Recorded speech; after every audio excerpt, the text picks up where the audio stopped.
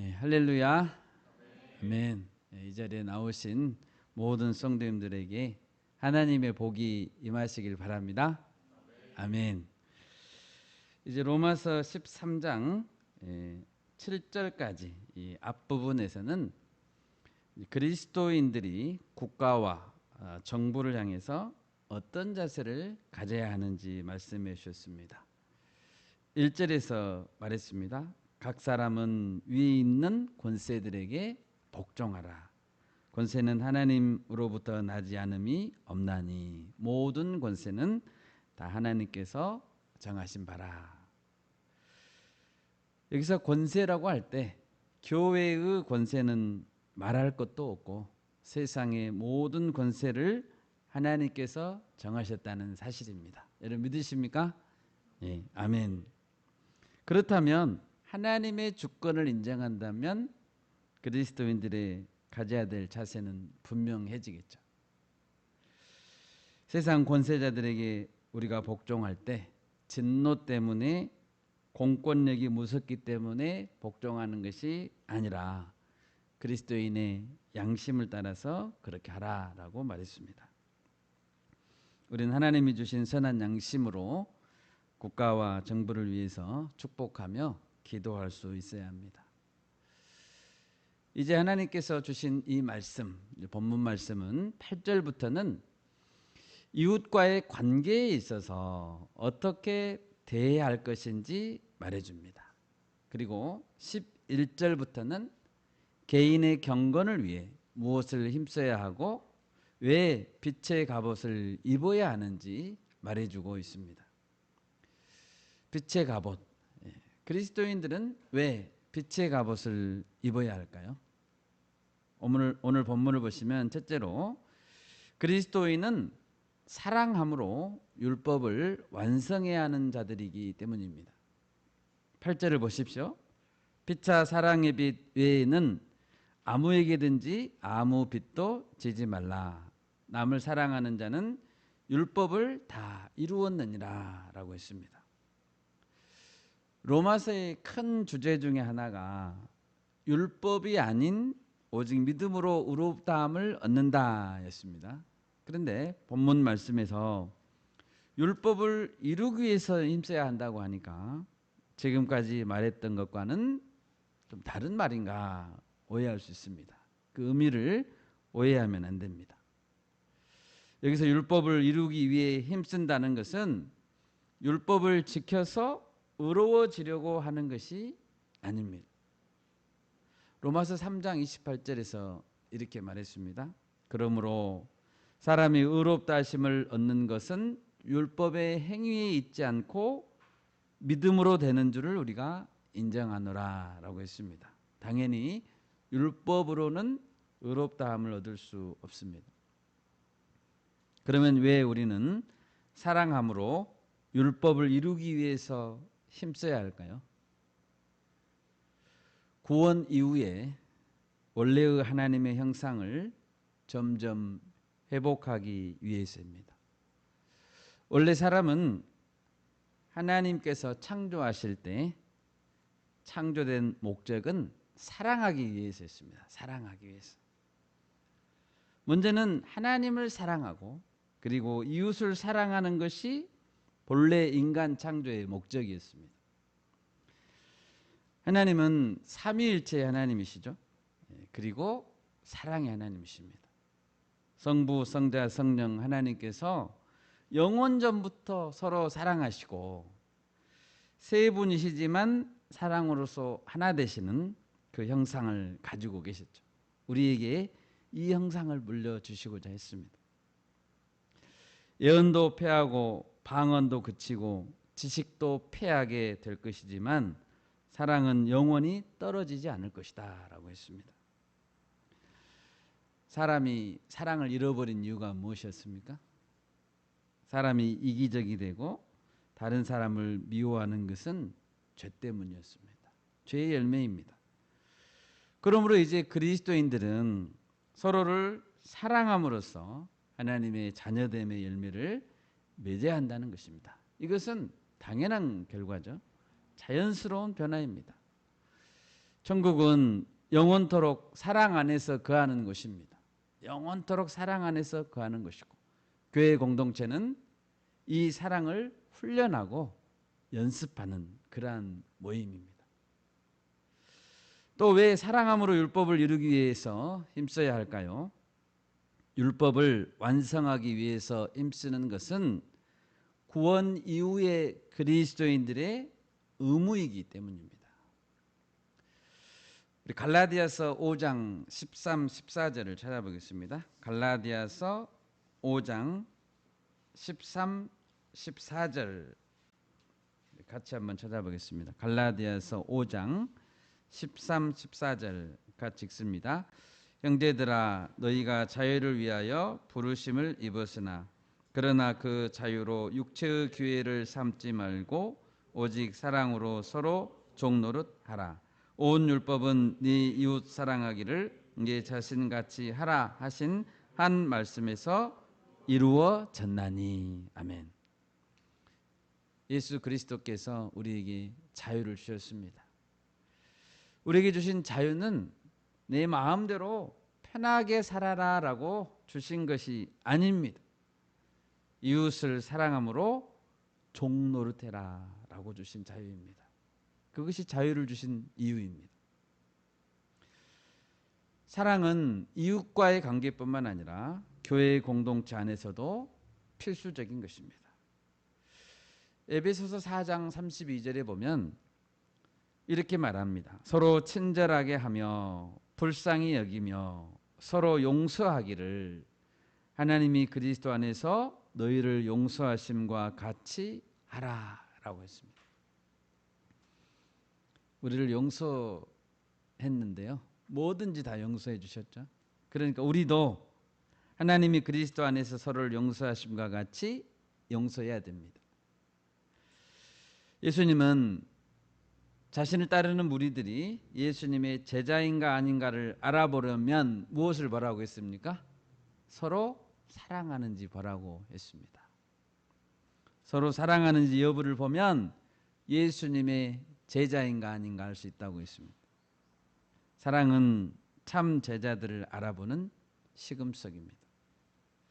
내가 너희를 사랑한 것 같이 너희도 서로 사랑하라. 너희가 서로 사랑하면 이로써 모든 사람이 너희가 내 제자인 줄 알리라. 사랑하지 않는다면 예수님을 따라 나선 제자도를 완성할 수 없습니다. 사랑하지 않는다면 제자 공동체는 하나 될 수 없습니다. 그러므로 사랑은 그리스도인의 선택사항이 아니라 필수적인 의무사항입니다. 오늘 본문 8절을 보십시오. 특별히 8절에서는 피차 사랑의 빛 외에는 아무에게든지 아무 빚도 지지 말라라고 했습니다. 구원받은 성도는 누구나 이미 사랑의 빚을 진 자들입니다. 우리는 이미 사랑의 빚을 진 자들입니다. 사도 바울은 로마서 1장 14절에서 말했습니다. 헬라인이나 야만인이나 지혜 있는 자나 어리석은 자에게 다 내가 빚진 자라라고 했습니다. 이번 단기선교 주제 말씀이죠. 우리는 빚진 자입니다. 그래서 그 빚을 갚기 위해 최선을 다해서 복음을 전해야 했습니다. 여러분, 빚을 지면 당연히 빚을 갚아야 됩니다. 사랑의 빚 외에는 어떤 빚도 지지 말아야 됩니다. 그러면 성경에서는 어떤 상황에도 돈을 빌리거나 꾸어주는 행위를 금하고 있을까요? 그렇지 않습니다. 산상수훈에서는 예수님이 이렇게 말씀했습니다. 마태복음 5장 42절인데요. 네게 구하는 자에게 주며 네게 꾸고자 하는 자에게 거절하지 말라라고 했습니다. 꾸고자 하면 거절하지 말라고 했습니다. 또 누가복음 6장 35절에서도 말씀했습니다. 오직 너희는 원수를 사랑하고 선대하며 아무것도 바라지 말고 꾸어주라. 그리하면 너희 상이 클 것이요 또 지극히 높으신 이의 아들이 되리니 그는 은혜를 모르는 자와 악한 자에게도 인자하시니라라고 했습니다. 예수님은 도움이 필요한 자들에게는 꾸어줌으로써 자비로운 아버지의 아들이 되어라라고 말씀했습니다. 그리하면 너희 상이 클 것이다 라고 한 것은 하나님께서 나중에 다 갚아주신다는 말씀이죠. 잠언 19장 17절에서 말합니다. 가난한 자를 불쌍히 여기는 것은 여호와께 꾸어드리는 것이니 그의 선행을 그에게 갚아주시리라 라고 했습니다. 가난한 자를 불쌍히 여기면 하나님께 꾸어드리는 거라. 그러므로 가난한 자들은 생계를 위해 돈을 꿀 수 있습니다. 그리고 약속한 대로 신속하게 빚을 갚아야 됩니다. 또 빌려주는 자는 합리적인 이자를 받을 수 있습니다. 혹은 너무 가난한 자에게는 무이자로 빌려줄 수 있습니다. 이런 행동들은 모두 성경적입니다. 그런 본문에서 아무 빚도 지지 말라 한 것은 이런 일체의 것을 하지 말라는 것이 아닙니다. 그리스도인들이 하지 말아야 될 것은 불필요한 욕심을 채우고자 금전적으로 빚을 지는 행위입니다. 형편이 안 되는데 욕심을 부리다가 빚을 지는 행위, 그것을 하지 말라는 거죠. 잠언 22장 7절에서 말합니다. 부자는 가난한 자를 주관하고 빚진 자는 채주의 종이 되느니라 라고 했습니다. 빚진 자는 채주의 종이 됩니다. 빚을 지면 채권자의 눈치를 보게 되어 있습니다. 채권자에게 종이 되고 얽매이게 됩니다. 그리스도인은 누구에게만 종이 되어야 됩니까? 하나님께만 종이 되어야 합니다. 그런데 혹여라도 욕심껏 많은 돈을 빌리거나 높은 이율의 검은 돈을 사용했다가 그것에 매이게 되면 원치 않게 죄에 얽매이게 되는 거죠. 욕심이 잉태한 즉 죄를 낳고 죄가 장성한 즉 무엇을 낳습니까? 사망을 낳습니다.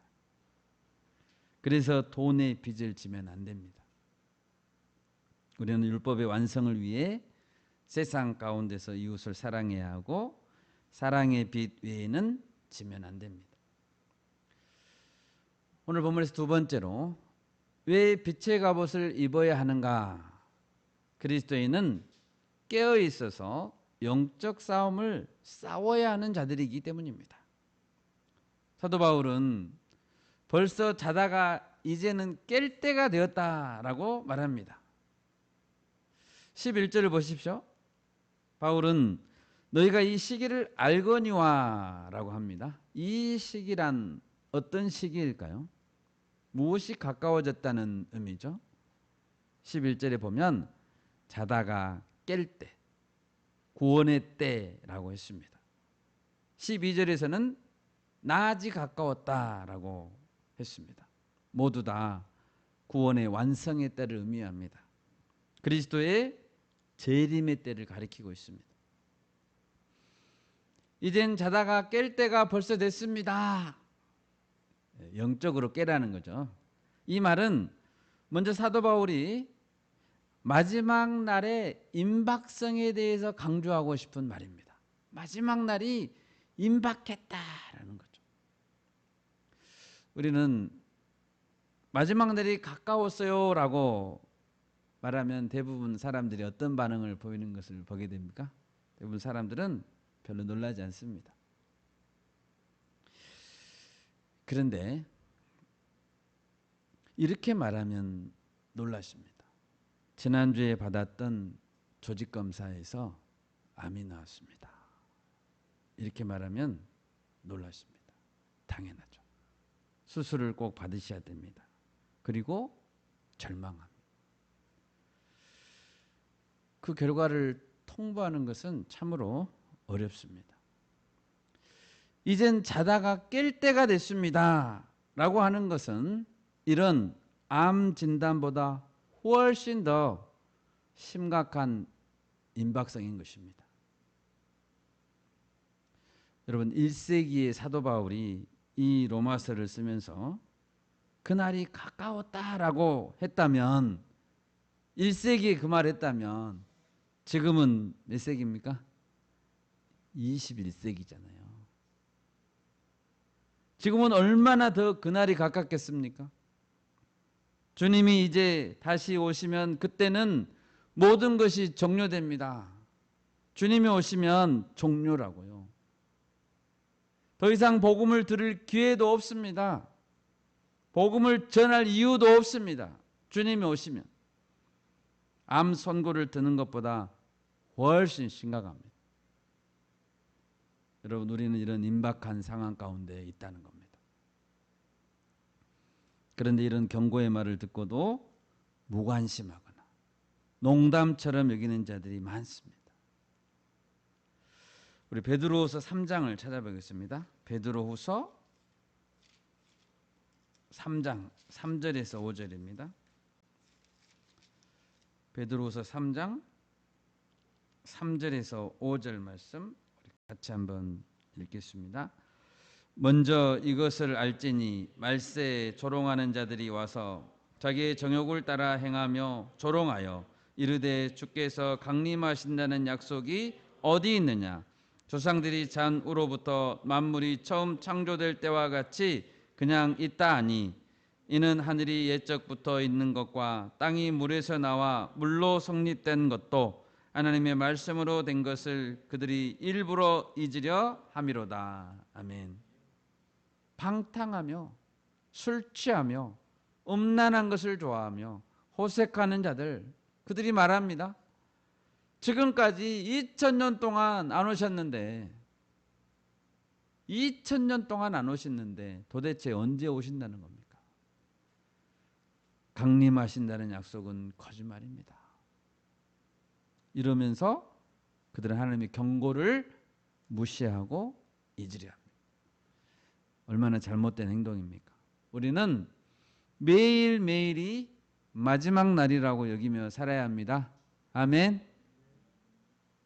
오늘이 마지막 날이라고 여기며 살아야 됩니다. 주님은 요한계시록 마지막에서 뭐라고 말씀했습니까? 내가 진실로 속히 오리라 라고 했습니다. 자다가 깰 때가 되었습니다. 밤이 깊고 낮이 가까웠습니다 라고 한 것은 영적 무지에서 이제는 깨어나십시오 라는 경고입니다. 한 번은 바리새인과 사두개인들이 예수님을 시험하면서 표적을 보여달라고 했습니다. 이때 예수님 말씀했습니다. 마태복음 16장 2, 3절인데요. 너희가 저녁에 하늘이 붉으면 날이 좋겠다 하고 아침에 하늘이 붉고 흐리면 오늘은 날이 굳겠다 하나니 너희가 날씨는 분별할 줄 알면서 시대의 표적은 분별할 수 없느냐라고 했습니다. 바리새인과 사두개인들은 율법 성경 박사들이에요. 달달달 외우고 있어요. 금식하며 기도하는 자들입니다. 그럼에도 불구하고 그리스도를 바로 앞에 앉혀놓고 그리스도를 못 알아봤습니다. 내일 날씨는 기가 막히게 예측할 수 있을지 몰라도 시대의 표적은 볼 수 없었습니다. 눈이 어두우면 눈 앞에 있어도 손에 들고도 모릅니다. 영적 무지에서 깨어나십시오 라고 말하고 있는 것입니다. 요즘에도 날씨를 예상하는 그 컴퓨터는 슈퍼 컴퓨터라고 합니다. 슈퍼 컴퓨터. 자연 재해를 피해야 되고 또 중요한 어떤 국가나 어떤 일정이 실패할 확률을 줄여야 되니까 날씨 예상은 매우 중요하죠. 그런데 쉴 새 없이 변화하는 기온이나 기압이나 습도나 또 지난 수백 년의 날씨 데이터를 분석하고 예측해야 되니까 많은 데이터를 빨리 처리해야 되니까 슈퍼컴퓨터가 필요하다고 합니다. 그런데 뛰어난 지식을 가지고 있고 슈퍼컴퓨터를 의지하더라도 영적인 눈이 어두우면 그리스도께서 오신다는 말씀을 믿을 수 없습니다. AI에게 나는 예수님을 꼭 믿어야 됩니까? 라고 물어보면 뭐라고 대답할 것 같습니까? AI는 설교 한 편을 써달라고 하면 짜집게 해가지고 멋진 설교를 써줍니다. 여러 종교에 대해서 설명해 줄 수 있습니다. 그런데 절대로 예수 그리스도만을 믿어야 된다고 권면하지 않습니다. 십자가의 복음은 유대인에게는 거리끼는 것이고 지혜로운 헬라인에게는 어리석게 보였습니다. 그렇지만 하나님은 지혜 있는 자들의 지혜를 멸하고 총명한 자들의 총명을 폐하리라고 하셨고 전도에 미련한 것으로 구원하는 것을 기뻐하시다고 했습니다. 그들의 눈앞에 예수님이 앉아 계셔도 예수님을 못 알아봤습니다. 하나님의 아들이 있어도 증거가 많았는데 인정하기 싫은 거죠. 하나님의 독생자를 못 박아 죽였습니다. 그게 영적 무지입니다. 여러분, 우리는 이제 다시 오실 그리스도를 기다리고 있습니다. 네, 아멘. 이제 다시 오실 그리스도를 기다리는 자들입니다. 다시 오실 그리스도가 문 밖에까지 와 계시는데 우리가 계속 잠만 자고 있으면 되겠습니까? 일어나야 합니다. 미련하게 보이지만 거기에 인류 구원이 있습니다. 십자가의 복음에 인류 구원이 있다고요. 하나님이 정하신 전도의 미련한 방법으로 복음을 전합시다. 아멘. 듣고 순종하는 자는 구원을 얻을 것입니다. 그래서 사도 바울은 촉구합니다. 깨어나십시오. 그리고 어둠의 일을 벗고 빛의 갑옷을 입어야 합니다. 먼저 빛의 갑옷을 입기 전에 반드시 해야 될 게 있습니다. 무엇을 해야 됩니까? 어둠의 일을 벗어야 합니다. 어둠의 일이란 무엇일까요? 골로새서 3장 8, 9절을 찾아보겠습니다. 우리 같이 한번 읽겠습니다. 이제는 너희가 이 모든 것을 벗어버리라. 곧 분함과 노여움과 악의와 비방과 너희 입에 부끄러운 말이라. 너희가 서로 거짓말을 하지 말라. 옛사람과 그 행위를 벗어버리고. 분함이 있습니까? 노여움이 있습니까? 악의, 비방 이런 거 다 벗어버리라고요. 골로새 3장 5절에는 뭐라 하겠습니까? 그러므로 땅에 있는 지체를 어떻게 하라겠습니까? 죽여버리라 했습니다. 땅에 있는 지체를 죽여버리라. 그냥 벗어버린 정도가 아니고 아예 죽여버리라. 죽이라. 얼마나 강력한 명령입니까? 옛사람의 모습이 이런 것입니다. 분함, 노여움, 악의, 비방, 부끄러운 말, 거짓말. 사도 바울과 같이 마찬가지로 베드로 사도도 성도들에게 마음으로 갑옷을 입으라 하면서 베드로전서 4장 3절에서 말했습니다. 너희가 음란과 정욕과 술 취함과 방탕과 향락과 무법한 우상 숭배를 하여 이방인의 뜻을 따라 행한 것은 지나간 때로 조카도다 라고 했습니다. 이젠 고마해라 라는 뜻입니다. 다 우리 해봤습니다. 그만해야 됩니다. 다 옛 모습입니다. 지나간 때로 족합니다. 본문 13절에서 옛 모습은 방탕, 술 취함, 음란, 호색, 다툼, 시기, 질투 같은 행동입니다. 우리는 이런 모습으로 돌아가면 안 됩니다. 적극적으로 죽입시다. 아멘. 죽여야 됩니다. 버려야 됩니다. 누추한 옷, 더럽고 냄새나는 옷을 벗어버리고 우리는 어떤 옷을 입어야 됩니까? 빛의 갑옷을 입어야 합니다. 빛의 갑옷. 빛의 갑옷이라 하겠습니다. 갑옷이 뭐죠? 전투복입니다. 전투복. 갑옷. 어둠의 옷을 벗어버렸다면 반드시 즉시 입어야 되는 옷이 있습니다. 편한 옷이 아닙니다. 캐주얼한 복장이 아니라고요. 또 다른 잠옷을 입을까요? 또 다른 잠옷을 입어요? 아닙니다. 전투복을 입어야 됩니다. 전투복은 불편하죠. 그런데 입어야 합니다. 하나님의 전신갑주죠. 하나님의 전신갑주. 우리 에베소서 6장 전신갑주에 대해서 잘 나와 있습니다. 에베소서 6장 10절에서 17절까지 한번 쭉 같이 한 목소리로 읽겠습니다. 끝으로 너희가 주 안에서와 그 힘의 능력으로 강건하여지고 마귀의 관계를 능히 대적하기 위하여 하나님의 전신갑주를 입으라. 우리의 씨름은 혈과 육을 상대하는 것이 아니요 통치자들과 권세들과 이 어둠의 세상 주관자들과 하늘에 있는 악의 영들을 상대합니다. 그러므로 하나님의 전신갑주를 취하라. 이는 악한 날에 너희가 능히 대적하고 모든 일을 행한 후에 서기 위함이라.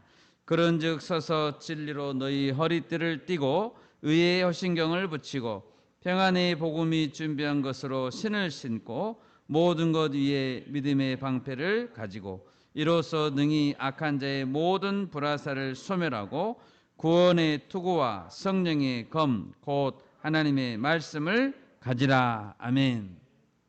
이 빛의 갑옷입니다. 사도 바울이 얼마나 이것에 대한 중요성을 알면 이 자세하게 썼어요.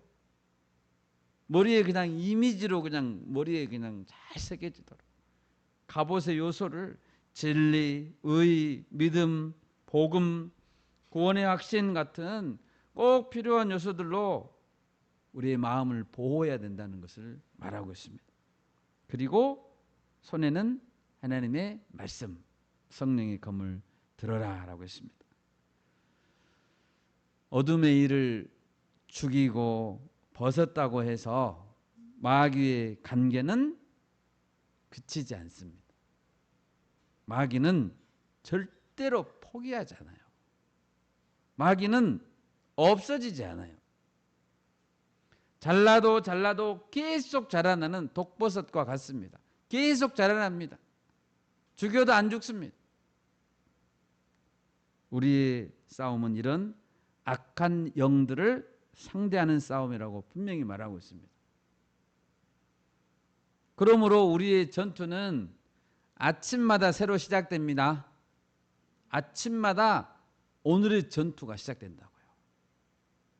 날마다 빛의 갑옷을 입어야 되는 거예요.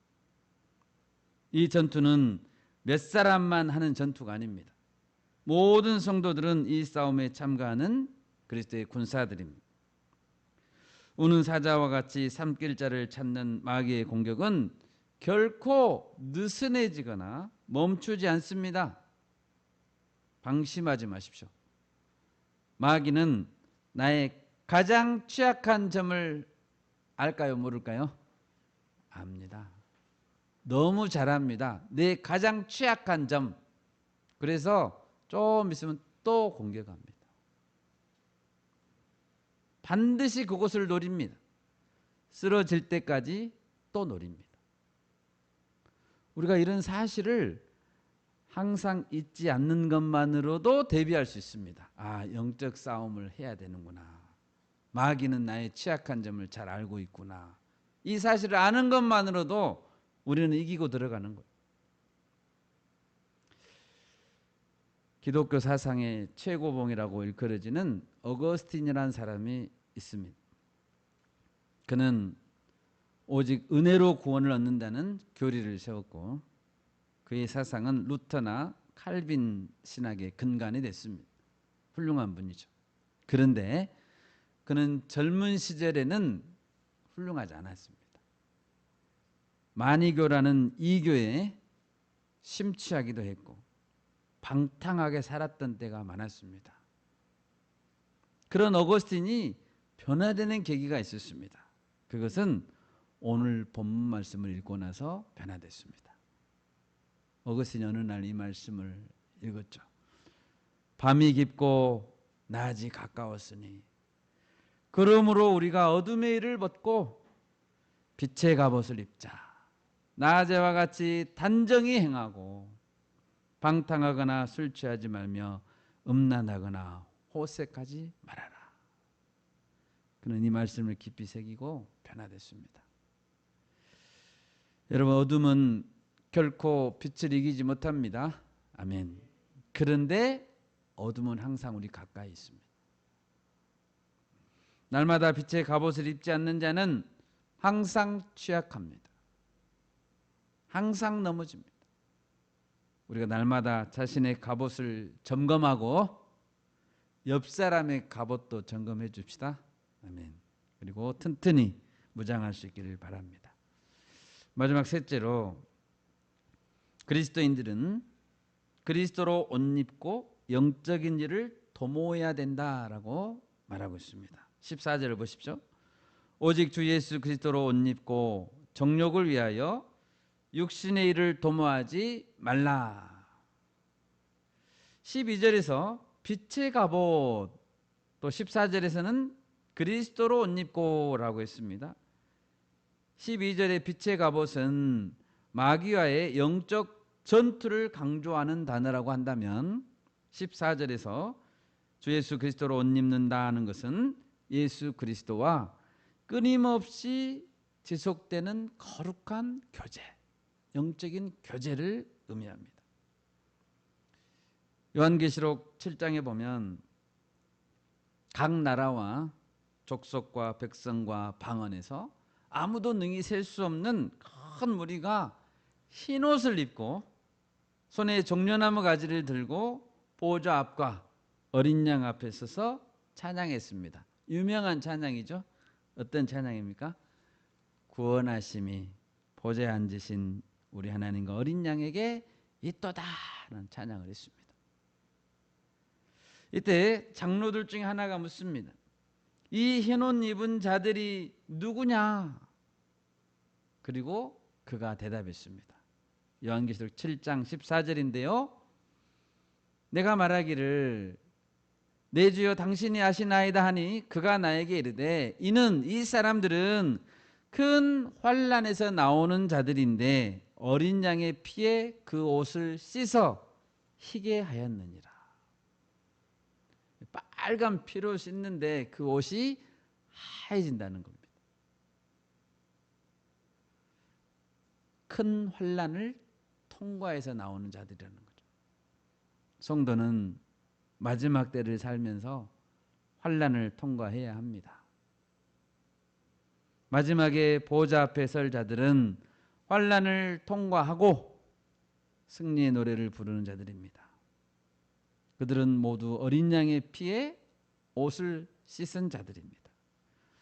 우리는 십자가에서 흘린 예수님의 보혈에 날마다 우리 옷을 씻어야 합니다. 우리가 환난을 잘 통과하려면 날 대신하여 못 박히고 죽으신 예수님의 보혈을 잠시도 잊으면 안 됩니다. 보혈의 은혜. 육신의 일을 위해 도모하지 말라라고 했는데요. 도모한다라는 것은 깊이 생각하고 계획한다는 의미입니다. 육신의 일을 위해서 깊이 생각하는 거예요. 그리고 계획하는 거예요. 그런 것을 하지 말라. 출발점은 우리의 생각 안에 있는 거죠. 우리의 생각 안에. 14절은 이런 말입니다. 우리는 그리스도로 옷 입어야 하는데 그리스도로 옷 입지 않으면, 그리스도의 보혈의 피로 우리 옷을 빨지 않으면 반드시 어떻게 됩니까? 무슨 일을 하고 있습니까? 정욕을 위하여 육신의 일을 도모하고 있어요. 중간은 없어요. 그리스도인이라 할지라도 성령 충만하지 않으면 육신을 위해 삽니다. 그리스도인 안에는 여전히 성령과 악한 생각이 충돌하고 있기 때문입니다. 우리 여러 번 말했습니다. 로마서 7장에서 사도 바울의 내적 투쟁에 대해서 말했습니다. 내가 원하는 바 선은 행하지 아니하고 도리어 원하지 아니하는 바 악을 행하는도다. 그러므로 내가 한 법을 깨달았노니 곧 선을 행하기 원하는 나에게 악이 함께 있는 것이로다. 우리 안에는 악도 있다니까요. 그걸 잊으면 안 됩니다. 원하는 것은 있지만 여전히 내 안에 거하는 죄의 본성 때문에 원하지 않는 것을 행할 때가 많습니다. 그러므로 우리는 늘 그리스도로 옷 입고 적극적으로 선한 일을 위해서 내적 투쟁을 해야 하는 것입니다. 이것은 절대로 결심으로 안 됩니다. 힘으로 되지 않고 능력으로 되지 않고 오직 성령으로 가능합니다. 로마서 8장 5절에서 이렇게 말했습니다. 육신을 따르는 자는 육신의 일을, 영을 따르는 자는 영의 일을 생각한다라고 했습니다. 육신을 따르는 자는 육신의 일을 생각합니다. 그리고 성령을 따르는 자는 성령의 일을 생각하는 거예요. 성령의 일을 생각하려면 어떻게 하면 됩니까? 그러면 성령을 따라야 되겠죠. 영을 따르는 자는 영의 일을 생각한다고요. 영적인 일을 생각하려면 그러므로 성령을 사모해야 돼요. 성령을 따라가야 돼요. 어떤 생각이 영적인 생각이고 선한 생각일까요? 마지막으로 한 군데 더 찾아보겠습니다. 빌립보서 4장. 빌립보서 4장 8절과 9절 우리 같이 읽겠습니다. 빌립보서 4장 8절과 9절 사도 바울이 빌립보 성도들에게 말합니다. 같이 읽습니다. 끝으로 형제들아 무엇에든지 참되며 무엇에든지 경건하며 무엇에든지 옳으며 무엇에든지 정결하며 무엇에든지 사랑받을 만하며 무엇에든지 칭찬받을 만하며 무슨 덕이 있든지 무슨 기림이 있든지 이것들을 생각하라. 너희는 내게 배우고 받고 듣고 본 바를 행하라. 그리하면 평강의 하나님이 너희와 함께 계시리라. 아멘. 우리가 생각해야 될 것들은 이런 것들입니다. 우리가 생각해야 될 것들. 어떻게 하면 재밌게 놀까? 그런 생각하면 안 됩니다. 무엇을 맛있게 먹을까? 예쁜 옷을 입고 놀러 다닐 생각만 하면 안 됩니다. 친구들끼리 회식 약속 잡기 전에 캠퍼스 기도회는 언제인가? 이런 생각을 먼저 해야 되겠죠. 아멘. 네, 아멘. 선교사님들을 위해, 선교지를 위해 우리는 어떻게 기도해야 될까? 이번 달, 다음 달 공동체 사역을 위해 내가 할 수 있는 일은 무엇인가? 이런 일을 해야 생각해야죠. 다음 단기 선교 때는 어떻게 준비할까? 참되고 경건한 것은 무엇일까? 정결하고 옳은 것은 무엇인가? 이런 생각을 해야 합니다. 그랬을 때 육신의 일을 도모하지 않게 되는 것입니다. 말씀을 맺겠습니다. 하나님은 사랑이십니다. 우리가 이웃사랑을 실천함으로 율법을 완성하고 하나님의 자녀됨을 증명합시다. 이제는 벌써 자다가 깰 때가 되었다라고 말하고 있습니다. 오늘을 살 때 내일 새벽에 주님이 오신다는 생각으로 하루하루를 마지막 날로 살아가기를 바랍니다. 마귀는 절대 포기하지 않습니다. 마귀는 쉴 새 없이 우리를 넘어뜨리러 갑니다. 우리가 할 수 있는 일, 우리가 해야 될 일은 빛의 갑옷을 날마다 점검하고 있는 것입니다. 아침마다 새로운 전투가 시작되는 것입니다. 그리고 영적 싸움에서 이기는 것입니다. 우리 모두 승리하는 주님의 군사들이 될 수 있기를 바랍니다. 아멘. 제가 기도하겠습니다.